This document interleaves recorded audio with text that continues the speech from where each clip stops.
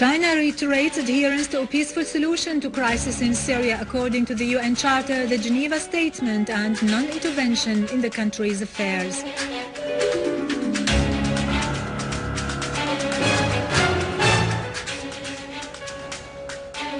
In a TV interview, General Frege says Syria will remain unified and the terrorists will not succeed in tearing it apart.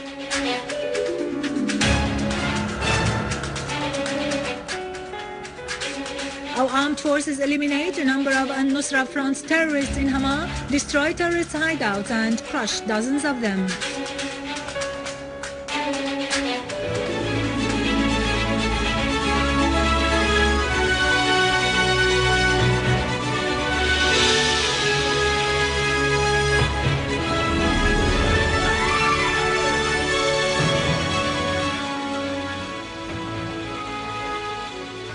Good afternoon, I am Yarado Krikorian from the News Center in Damascus. The Deputy Foreign and Expatriates Minister, Dr. Faisal Muqdad, has discussed with his Chinese counterpart, Chai Jian, the crisis in Syria and ways to solve it. During his visit to the capital Beijing, Al-Muqdad reviewed with the Chinese side the political program that would lead to a solution in Syria and the executive steps the Syrian government is taking in this respect. The Syrian and Chinese sides also exchanged viewpoints on the crisis in Syria and means to solve it. The Chinese side reiterated adherence to a peaceful solution to the crisis according to the UN Charter, international law, the Geneva Statement and non-intervention in Syria's internal affairs. At the conclusion of the talks, the two sides surveyed issues of common interest related to the development of bilateral relations between the two countries in all domains. Deputy Commander-in-Chief of the Army and Armed Forces, Minister of Defense General Fahad Jassim al-Frege has stressed that the failure of the scheme to undermine Syria from the outside has driven the conspirators to try to undermine it from the inside, supported in this by Arab funds and terrorist tools who came from abroad carrying takfiri thought and recruiting their agents inside the country. إسرائيل عاطية الأمر أنه وساطة الدفاع الجوي ركزوا عليها بدنا اياها تخرج كلياتها.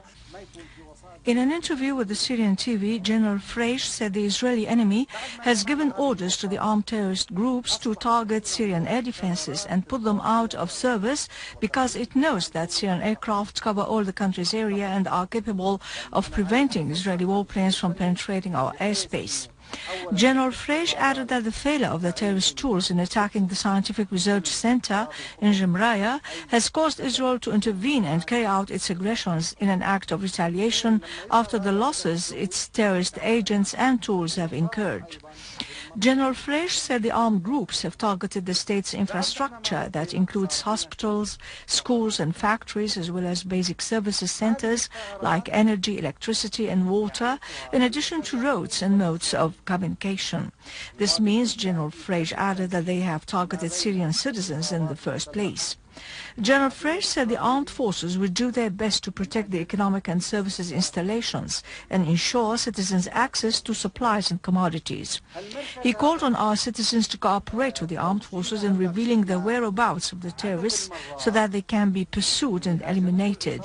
He pointed out that the armed forces delay entrance into any area occupied by the armed men in order to alleviate losses in lives and buildings and properties. Iranian President Mahmoud Ahmadinejad said that the Israeli aggression on a scientific research center in Damascus countryside is a result of weakness by the Zionist government. In an interview with Al Mayadeen TV channel, Ahmadinejad asserted that Iran supports all countries in the region and it opposes any aggression on or occupation of these countries.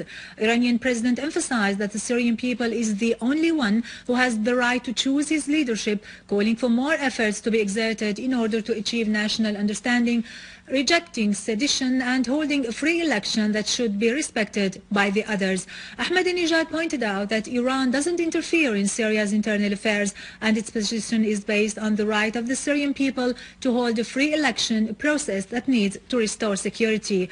Ahmadinejad stressed that the war in Syria is not the pressing solution.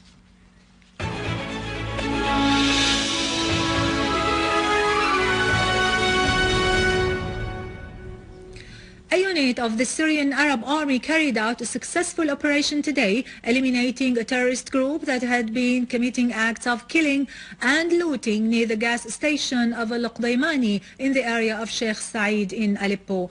An official source said that the operation resulted in the killing of all members of the terrorist group, including its leader, who is called Abdurrahman Mkheber al-Shaghil, Hassan al-Shaghil, Hussein Hamdan al-Alawi, and Hamza Abd al-Sattar Hantoush. A military source has said that our armed forces have eliminated a number of Al-Qaeda-linked Nusra Front terrorists in Al-Mughir village in Hama northern suburbs and confiscated large quantities of weapons and ammunition, including dozens of mortar guns, sniping rifles, and RPG shells. Our army units continue today their operations against armed terrorist groups in Homs and Idlib suburbs, destroying their hideouts and the weapons, ammunition and criminal tools they contained and killing the terrorists therein. One such operation was carried out against a hideout of a terrorist leader in Al-Ghanto village in Homs suburbs. The army destroyed the hideout completely and killed the terrorists therein. Another army unit pursued fleeing terrorists in Jobar and Al-Dab'a in Homs suburbs, killing and injuring them and destroying a vehicle full of arms and ammunition. In Idlib suburbs, an army unit eliminated a number of terrorists in an operation against their hideout in the town of Binnish. The armed men used the place as a headquarters where they planned their criminal acts against citizens and public and private properties. In Dar ez-Zor, a unit of the Syrian Arab Army destroyed many terrorist hideouts in Al-Jubaila, Al-Hawaiqa, the 7 kilometers, and Al-Ummal neighborhood, killing many terrorists, including Mu'in Hamoud Al-Bkhait, Ayman Yunus Al-Jader, Ibrahim Alawi, Al-Musa, and others. In cooperation with the residents, a unit of the Syrian Arab Army fended off a terrorist group that had attacked the village of Al-Hussan, killing many terrorists, including the group's leader, Muhammad Sirmani. In Damascus, a unit of the Syrian Arab Army foiled an attempt of a suicide bomber to blow himself up in a car bomb in a residential area in Khan al-Sheikh. The army unit targeted the car bomb before it entered the area, which led to an explosion, killing the terrorist only.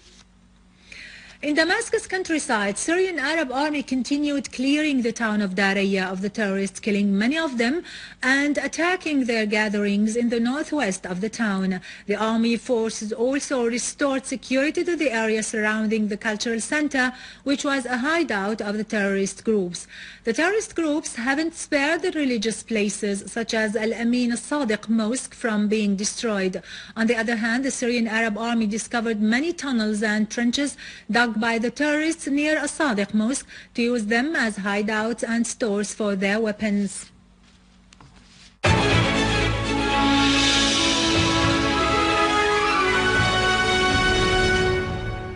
Egyptian opposition party, the People's Current, announced yesterday the death of Mohammed al-Jundi, a party member who died of wounds sustained as a result of being tortured by Egyptian police.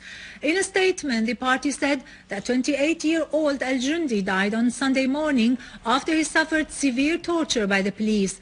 More than 60 people were killed in Egypt's ongoing demonstrations calling for President Morsi to step down. For his part, Egyptian Minister of Education Mohammed Sabir Arab submitted his resignation yesterday in protest against the deteriorating situation in Egypt and the authorities' disgraceful handling of the crisis. Meanwhile, U.S. State Department spokeswoman Victoria Nuland denounced the violence used by the Egyptian police against the protesters, particularly beating unarmed demonstrators in front of the presidential palace in Cairo, calling to punish those involved in such violations. With this, we end our news for today. Thank you for watching. For more news about Syria and the region and to view this bulletin again, you can always visit our website in English, SyriaOnline.sy. Now to latest business and market news with Nariman Qassam after a short break.